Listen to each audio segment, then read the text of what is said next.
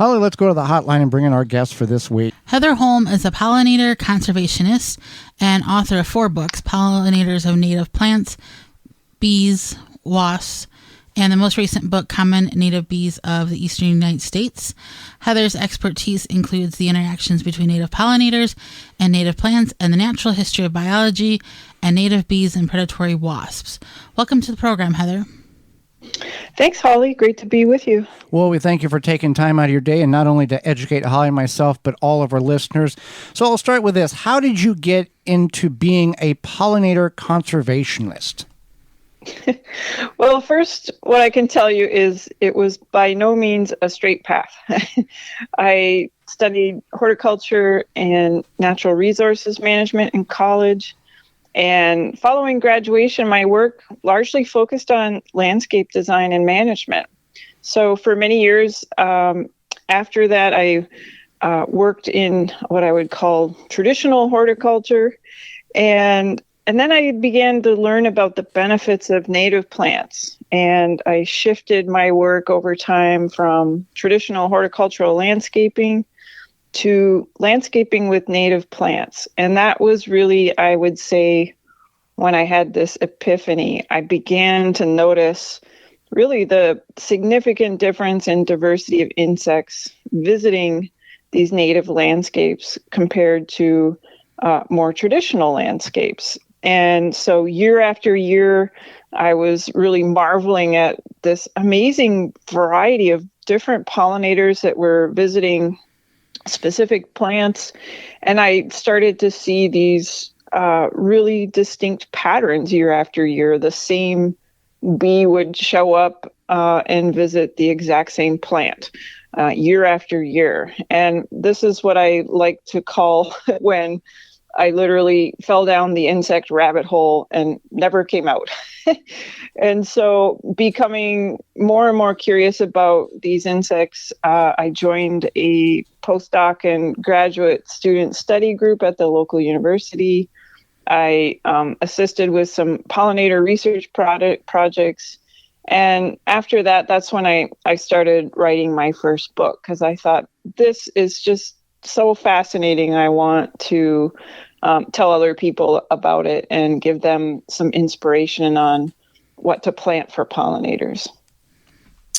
Fantastic. So we all know native plants are great. Can you expand on the role that native plants have within a healthy ecosystem with pollinators? The importance there. Sure. I like to think of the native plant pollinator relationship really as the critical foundation of a diverse ecosystem. So the plants are providing food for various organisms, whether it's caterpillars eating the foliage or other organisms consuming the fruit or the seed that the plants produce. And it's the pollinators that are really helping those plants with the pollination services. And obviously that results in the reproduction of plants when they are able to produce more seed. And then many people really aren't aware that over 80% of flowering plants rely on pollination by some kind of insect where we live in the northern U.S., or less often a bat or a bird. And for bees specifically, you can essentially think of them as vegetarians. They source all of their nutrients from food or nutrients or food from flowers. And it's the female bees that are out visiting these flowering plants. They have structures on their body to collect pollen. They're also collecting some nectar. And it's the pollen and nectar, those are basically the two primary ingredients within the food that they provide for their offspring. So bees are really completely dependent on flowering plants. And through their constant visitation, really to collect these food resources, they're helping to move pollen around from one flowering plant to the next. And if it's from one plant to the next of the same species, that is really what's resulting in pollination. Well, and people may not be aware of what the native plants are in their area because they've kind of been extinguished or eliminated. How can one find the specific native plants for their particular area? What's the best source? That's a great question, Joey. I would say first look for a state resource on or a comprehensive website that is sort of documenting all the different native plants in a given region. There are specific websites I know in Minnesota and Illinois called Minnesota or Illinois Wildflowers, and those are super resources for people living in those states. You can also go to the USDA plants database website, and it shows you county by county where a native plant may occur, so you can hone in on the specific area where you live. The other thing I just wanted to mention about that plant-pollinator relationship and native bees specifically, anywhere between 20 and 45% of native bees are what we call pollen specialists. And so that means that female bee who's, leaving her nest and going out to look for flowering plants, she is specializing on collecting pollen from a specific native plant. And that specialization can be very narrow. So a certain pollen specialist may only collect pollen from a single plant species. So that's a pretty intricate relationship. And then there are specialists that are a little more broad. So they may go out and search for different plant genera that belong to a single plant family. So for example, here we are in autumn. There are several native bee species that specialize on collecting goldenrod and aster pollen. So they come out late summer, just before those goldenrods and asters bloom. And then that is their primary food source that they're seeking to feed their offspring. So I think that's a pretty cool relationship that has evolved over many, many millennia. So one reason to appreciate native plants. So when you see these bees on these specific plants, that's all all the bees are honed in just for that, let's say goldenrod. That's all the bees have worked for their whole life. That's all they do. If they're a specialist Right. of goldenrod, yes. Yeah, if goldenrod is not flowering near where they are or nesting, then they're out of luck, right? Okay. And then do they go to they search out and find it, then do they go back to the hive and go, okay, everybody, I need helpers, and then lead them to where all the pollen is, or how does that work? Well, that's the amazing thing about native bees. Most of them are single moms. Okay. So they have these solitary nests, and they do all of the nest building and putting the food in the nest all by themselves. So they don't have any nest mates to communicate resources like would happen in a social hive such as a honeybee colony. So that's much more sophisticated with, many bees living together. But about 90% of native bees have this solitary lifestyle, so solitary nests. Very interesting. So your latest book is Common Native Bees of the Eastern United States. Tell us more about that book and why one may enjoy it when they pick up a copy.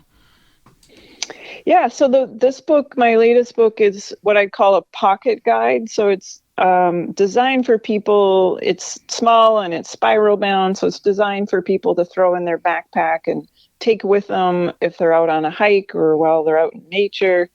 And the book features photos of some of the most common native bee species that they may find or observe while out on their hike.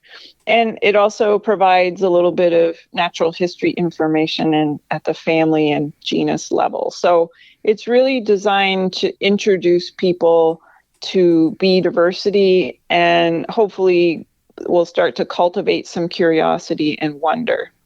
That guide is, I would have to say, very, very different than my other three books, which my other three books are more in-depth and focus on specific plant-pollinator relationships. They include insect and plant profiles, as well as some identification tips if you're trying to figure out in more detail what bee or wasp perhaps you may be seeing visiting a flowering plant in your garden. Now, bees, we think of bees in a beehive, but bees live in the ground or in trees, right? And natively?